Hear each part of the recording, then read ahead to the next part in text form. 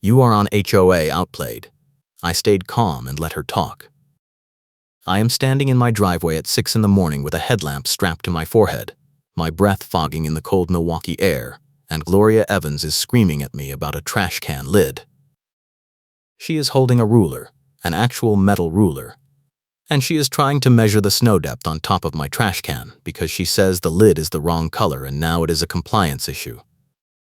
You are not the first person I have corrected and you will not be the last, she says, jabbing the ruler toward my face. This is a Polar Brook Snow Route Association community and we have standards. Your trash receptacle lid does not match the approved neutral palette and now it is buried under snow, which creates a visual blight and a potential slip hazard when the sanitation crew tries to access it. I moved to Milwaukee 6 months ago for work. I am an accountant. I keep a clean ledger and I keep receipts.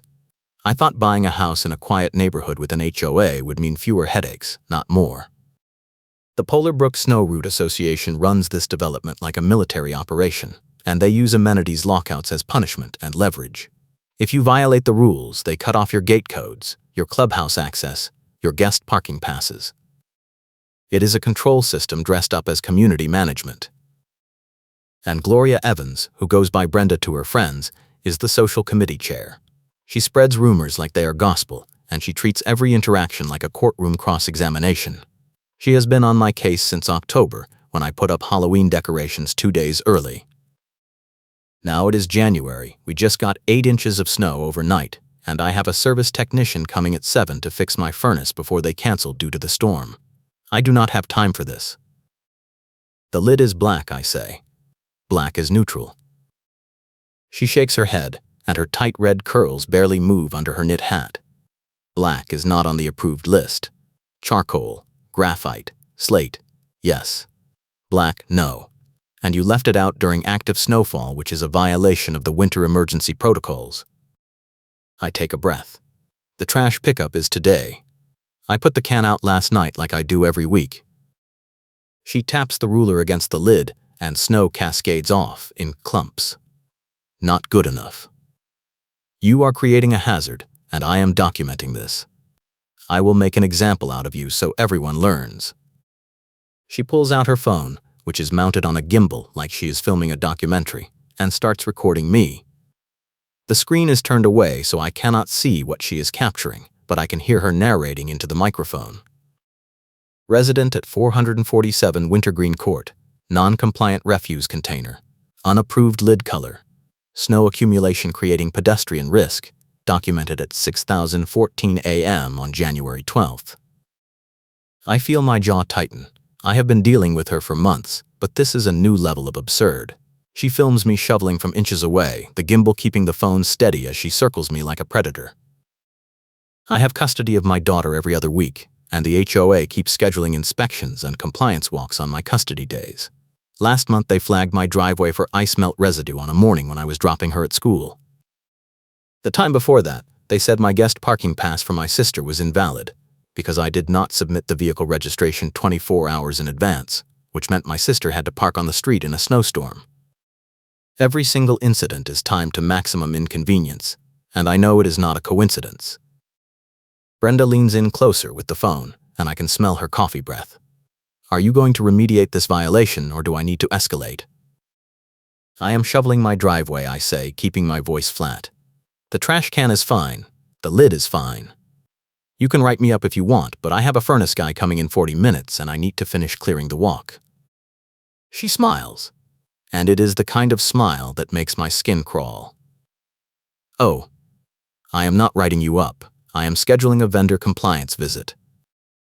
2 hours later, there is a knock on my door. I open it, and there is a guy in a bright yellow safety vest holding a clipboard. He looks uncomfortable. Are you the homeowner? He asks. I nod. I am with Midwest Property Compliance Services. I was contracted by your HOA to verify snow removal and winter safety compliance. Can I walk your property? I stare at him. You are serious. He shifts his weight. Look, man, I just do what the work order says. They paid for a full exterior inspection. Snow depth, ice hazards, drainage blockages, the whole thing. It will take maybe 10 minutes. I step aside and let him do his job. He measures the snow on my walkway, checks the gutters, photographs the trash can lid, and takes notes. The whole time I am thinking about Brenda standing in my driveway with that ruler, and I know this is her doing. When he finishes, he hands me a carbon copy of his report. "Everything looks fine," he says quietly. "No violations. I will submit this to the HOA by end of day." I thank him and close the door. I look at the report. It is clean. No issues. But I know Brenda is not going to stop. That night, I get an email from the Polar Brook Snow Route Association Management Company. The subject line is, "Notice of Violation, Winter Emergency Protocol." I open it, and my stomach drops. The notice says I failed to maintain a clear and safe pedestrian path during active snowfall. My refuse container was improperly positioned, creating a visual and physical obstruction, and my failure to use approved materials for ice melt has caused drainage contamination. The fine is $250, due in 14 days, and if I do not pay, they will suspend my amenities access and place a lien on my property. The next morning, I walk out to my car, and there is a bright warning sticker on the windshield. It is yellow, printed with bold text that I cannot read because it is facing the wrong way, but I know what it is. It is a parking violation tag, the kind the HOA uses when they want to threaten a tow. I peel it off and the adhesive leaves a residue on the glass. I am livid. My car is parked in my own driveway. There is no violation here. I call the management company and get a voicemail. I leave a message asking for an explanation. Then I call my friend Derek, who is a local journalist, and I ask him what proof actually matters and what does not. He tells me to document everything: photographs, timestamps, receipts, vendor reports, emails. He says HOAs lose power when you have a paper trail because most of them operate on intimidation and hope you will not fight back. I start building my file. I print the vendor compliance report from the property inspector. I save screenshots of every email. I photograph my driveway, my trash can, my walkway, every single morning. I keep a notebook with dates and times of every interaction with Brenda. And then the second escalation hits. A week later, I get a certified letter. It is another violation notice, but this one has altered dates and recycled photos. The letter claims I was cited for snow code violations on January 10th and January 14th, but I have proof that January 10th was 3 days before the snowstorm even started. The photos attached to the notice are old images from a different property, zoomed in and cropped to hide the address markers. I sit at my kitchen table and stare at the letter. This is not just overzealous enforcement anymore, this is fabrication. And I know exactly who is behind it. I call Derek again. I tell him what I found. He goes quiet for a moment, then he says, "You need to get an independent third-party inspection. Not through the HOA. Hire your own compliance firm and get a report that clears you completely. Then you have leverage." I do exactly that. I hire a certified property inspector who specializes in municipal code compliance, and I pay him to do a full winter safety audit of my property. He spends 2 hours checking every inch of my driveway, walkways, drainage, roof lines, and snow storage areas. When he finishes, he hands me a signed report that states my property is fully compliant with Milwaukee City Code and Wisconsin State snow removal standards. The report is dated, notarized, and includes photographs. It is bulletproof. I let her call my bluff, because she did not realize I was not bluffing. 2 days later, I am at the grocery store loading bags into my car when Brenda appears out of nowhere. She is holding her phone on the gimbal again, and she walks right up to me in the parking lot with a small crowd of strangers watching. "I know you think you can ignore the rules," she says loudly, her voice projecting so everyone can hear. "But the Polar Brook Snow Route Association does not tolerate defiance. You owe us $250 in fines, and if you do not pay by Friday, we are moving forward with a lien and a formal hearing." I close the trunk and turn to face her. I keep my voice calm. "I do not owe you anything. I had my property independently inspected by a licensed compliance professional, and I am fully code compliant. You sent me a fabricated violation notice with wrong dates and recycled photos." Her face goes red. "You are lying." I pull out my phone and show her the inspection report on the screen. I do not let her touch it, but I let her see the header and the notary seal. This is a certified third-party compliance report proving my property meets every winter safety standard. I have photographs, timestamps, and vendor statements. And I have proof that your January 10th citation was issued before the snowstorm even started. She stares at the screen, and for the first time, I see her confidence crack. That is not. She starts, but I cut her off. I am not paying the fine, and if you continue to harass me, I am going to file a complaint with the Wisconsin Department of Agriculture, Trade and Consumer Protection for HOA abuse.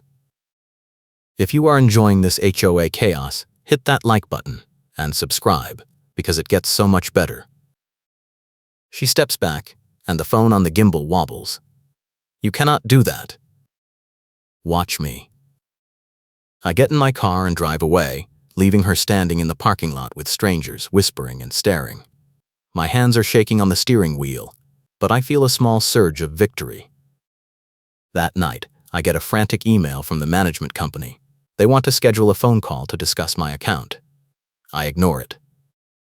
The next morning, Brenda escalates again.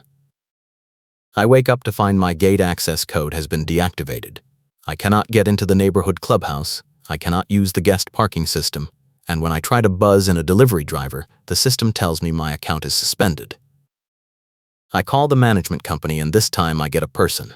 I explain the situation, and the woman on the phone sounds exhausted. Mr. Harrison, your account was flagged for non-payment of fines. Until the outstanding balance is resolved, your amenities access is restricted per the association bylaws. I did not violate anything, I say, my voice tight. I have an independent inspection report that proves I am compliant. The fines are based on fabricated evidence. She pauses. I will need to escalate this to the board. Can you send me the report? I email her the inspection report, the vendor compliance statement, and a timeline showing the date discrepancies in the violation notices. Then I wait. 3 days pass.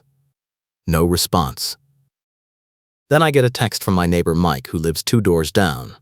He says Brenda has been going door to door showing people photos of my property and telling them I am a problem resident who refuses to follow the rules.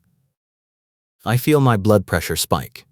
This is not just HOA enforcement anymore. This is a smear campaign. The breaking point comes on a custody morning. I am getting my daughter ready for school when there is a knock on the door. I open it, and Brenda is standing there with the ruler again, but this time she has a tape measure too. I need to verify your snow clearance width, she says, not even greeting me. The association requires a minimum of 36 inches of clear walkway, and I have reason to believe you are not in compliance. My daughter is watching from the hallway. I feel my face go hot. You need to leave, I say. Brenda does not move. I am within my rights as a board designee to inspect common area adjacency for safety compliance. This is not a common area. This is my front door. She pulls out her phone, still mounted on the gimbal, and starts filming. Resident refuses compliance inspection, creating hostile environment, documented at 7:52 a.m. I step outside and close the door behind me so my daughter does not have to see this. You are harassing me. You have fabricated violations. You have suspended my amenities access without cause, and now you are showing up at my house during custody time to intimidate me. I have documented all of it. She smiles that same cold smile. I will make an example out of you so everyone learns. And that is when I know I need to take this to the next level. I call Derek and I tell him I need a lawyer. He gives me the name of an attorney who specializes in HOA disputes. I set up a consultation for that afternoon. The attorney, a sharp woman named Linda Chen, listens to my story and asks to see my documentation. I show her everything: the inspection reports, the email trail, the fabricated violation notices, the photos, the timeline. She leans back in her chair and taps her pen on the desk. This is a clear case of selective enforcement and abusive process. The altered dates and recycled photos are especially damaging because they show intent to defraud. You have grounds for a complaint and possibly a counterclaim if they try to lien your property. What do I do next? I ask. She tells me to request a formal hearing with the HOA board, to bring all my evidence, and to demand they rescind the fines and restore my access. She says if they refuse, she will file a formal complaint with the state and pursue legal remedies. I schedule the hearing for the following week. In the meantime, the harassment continues. Brenda starts parking her car at the end of my driveway and filming me every time I leave the house. She sends mass emails to the neighborhood group chat with my address and vague warnings about non-compliant residents. She even tries to get the landscaping contractor to refuse service to my property, but the contractor calls me directly and says he is not comfortable being pulled into an HOA dispute. I keep my head down and I keep documenting. Every email, every encounter, every piece of evidence goes into the file. And then I get the breakthrough I have been waiting for.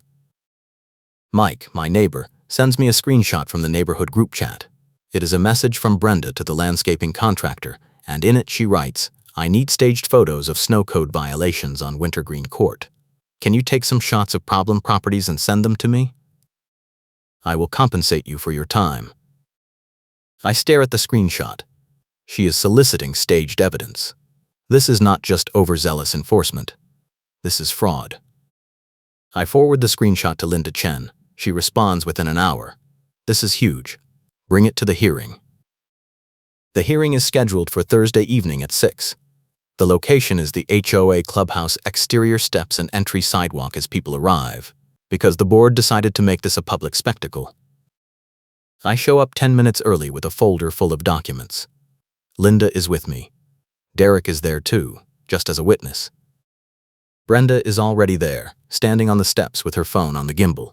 She is talking to the board president, a thin man in his 60s named Roger, and she is gesturing wildly. When she sees me, she stops mid-sentence and points. There he is. The problem resident. Roger clears his throat. "Let us go inside and start the hearing." "No," I say. "I want this outside. You made this public, so let us keep it public." Brenda crosses her arms. "Fine. Let us do this right here." Roger looks uncomfortable, but he does not argue. He pulls out a printed agenda and starts reading. This hearing is convened to address outstanding violations and unpaid fines for the property at 447 Wintergreen Court. The resident, Mr. Harrison, has disputed the citations and requested a formal review. I step forward. I have evidence that the violations were fabricated and that the HOA Social Committee chair has been selectively targeting my property with false claims. Brenda laughs. "False claims? You have broken the rules repeatedly, and now you are trying to weasel out of the consequences." I open my folder and pull out the independent inspection report. I hand it to Roger. This is a certified third-party compliance report conducted by a licensed municipal inspector. It confirms that my property is fully compliant with all city and state snow removal standards. The report is dated, notarized, and includes photographic evidence. Roger takes the report and scans it. His face goes pale. I continue. The violation notices I received included dates that predate the snowstorm and photos that were taken from a different property. I have proof that the January 10th citation was issued 3 days before the weather event even occurred. Brenda steps forward. That is not true. I documented everything in real time. I pull out the second document, the screenshot from Mike showing her message to the landscaping contractor. I hand it to Roger. This is a message from Mrs. Evans to a vendor soliciting staged photos of snow violations. She is fabricating evidence to justify fines and harassment.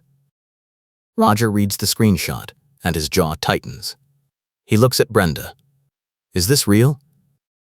She stammers. "I was just trying to, I needed documentation for, that is not what it looks like." Roger cuts her off.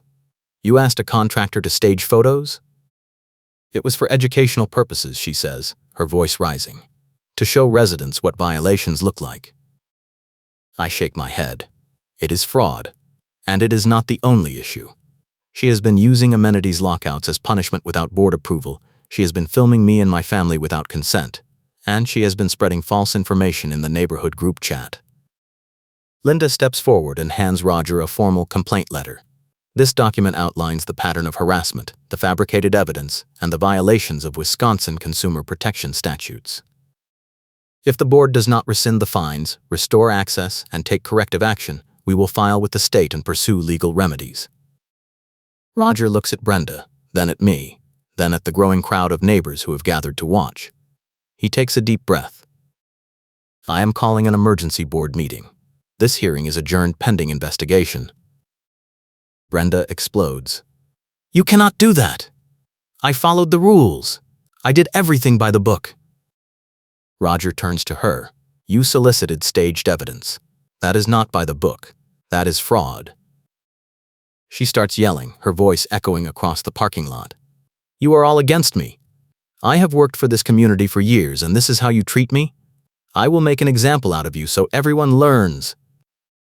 One of the neighbors in the crowd shouts back, You already made an example out of yourself, Brenda. She spins around trying to find who said it, but the crowd is done with her. People are muttering, shaking their heads, pulling out their phones to record. And then the twist hits. Roger pulls me aside and speaks quietly. I need to tell you something. The tow vendor contract expired in November. We have been enforcing parking violations on Bluff for 2 months. If you had actually been towed, the vendor would not have had legal authority to do it. I stare at him. You are telling me the parking tags were fake? He nods, looking miserable. Brenda did not know. She just kept printing the stickers because no one told her the contract lapsed. I feel a surge of anger mixed with disbelief. So every tow threat, every parking violation tag, every warning was legally meaningless? Roger does not answer, but his silence says everything. I turn to Linda. Can we use this? She nods. Absolutely. It is further proof of operating in bad faith. The next morning, I get a call from the management company. They tell me the board has voted to rescind all fines, restore my amenities access, and issue a formal apology. They also tell me that Brenda has been removed from the social committee pending a full investigation. I ask about the vendor contract issue. The woman on the phone hesitates, then says, We are addressing that internally. 2 weeks later, I get another call. This time it is from Derek. He tells me that a major snow removal contractor has blacklisted the Polar Brook Snow Route Association after Brenda was caught ordering staged snow photos from their crew. The contractor went public with the story, and now other vendors are refusing to bid on HOA contracts. The next storm hits hard, and the neighborhood is buried under 12 inches of snow.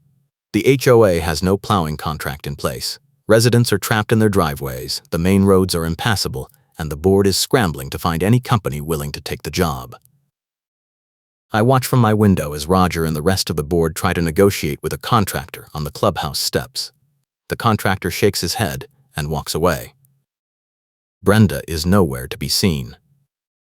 A week after that, I get a certified letter from the HOA attorney. It is a formal settlement offer. The association agrees to pay my legal fees, issue a written retraction of all violations, and implement new oversight policies for board members. In exchange, I agree not to pursue further legal action. Linda reviews the offer and says it is fair. I sign it. The final piece of the payoff comes a month later. I get an email from the management company with an attachment, a third-party compliance report that clears the narrator completely. The report was commissioned by the board as part of the settlement, and it confirms everything I already knew. My property was never in violation, the fines were baseless, the harassment was real. And then I get the kicker. Brenda is ordered to stop contacting me directly. The board issues a formal directive that all future communication must go through the management company, and any violation of that directive will result in removal from the board entirely. I print the email and pin it to my refrigerator. That weekend, I am shoveling my driveway when Mike walks over. He is grinning. Did you hear? He says. Brenda tried to dispute the directive at the board meeting last night. I stop shoveling. What happened? Mike laughs. Roger asked her to explain the ruler incident. She started going through her notes, and she read the wrong rule section out loud. She cited a paragraph about landscaping maintenance during the growing season, and tried to apply it to snow removal. The whole room went silent. Then someone pointed it out, and she turned bright red. I cannot help but smile. That is perfect. Mike nods. The board voted to formally retract the winter violation in writing and issue a public apology to you. It is going in the next newsletter. I finish shoveling and go inside. My daughter is coming over tonight, and for the first time in months, I do not have to worry about the HOA scheduling an inspection during her visit. I sit at my kitchen table and open my laptop. I draft an email to the management company thanking them for the resolution and confirming that I expect the public apology to be issued as promised. Then I close the laptop and take a breath. It is over. The HOA backed down.